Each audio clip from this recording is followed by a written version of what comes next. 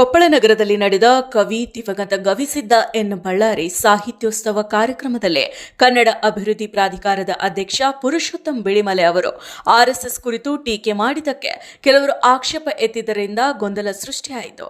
ಬಿಳಿಮಲೆ ಮಾತನಾಡ್ತಾ 1924ರಲ್ಲಿ ಮಹಾತ್ಮ ಗಾಂಧೀಜಿ ಬೆಳಗಾವಿಯಲ್ಲಿ ನಡೆದ ಕಾಂಗ್ರೆಸ್ ಅಧಿವೇಶನದ ಅಧ್ಯಕ್ಷತೆಯನ್ನು ವಹಿಸಿದ್ರು. ಅವರು ಅಧ್ಯಕ್ಷತೆ ವಹಿಸಿದ ಏಕೈಕ ಕಾಂಗ್ರೆಸ್ ಅಧಿವೇಶನಕ್ಕೆ ಈಗ 100 ವರ್ಷಗಳಾಗಿದ್ದಾವೆ. ಕರ್ನಾಟಕ ಏಕೀಕರಣವು ನಮ್ಮಲ್ಲಿ ಮಹತ್ವದ ಘಟ್ಟ ಆಗಿದೆ. ಇಂತಹ ಪ್ರಮುಖ ವಿಷಯಗಳನ್ನೆಲ್ಲ ಸರ್ಕಾರವೇ ದಾಖಲಿಸಿ ಪುಸ್ತಕ ರೂಪದಲ್ಲಿ ಅತ್ಯಂತ ಕಡಿಮೆ ಬೆಲೆಗೆ ಜನರಿಗೆ ಕೊಡಬೇಕು. ಈ ಮೂಲಕ ಇತಿಹಾಸ ಉಳಿಸೋ ಕೆಲಸ ಮಾಡಬೇಕು. ಆದ್ರೆ ವೈಭವೀಕರಿಸೋದು ಬೇಡ. ವೈಭವೀಕರಿಸೋ ಕೆಲಸವನ್ನ ಆರ್ಎಸ್ಎಸ್ ಅವರು ಮಾಡ್ತಾರೆ ಅಂತ ಹೇಳಿದ್ದಾರೆ.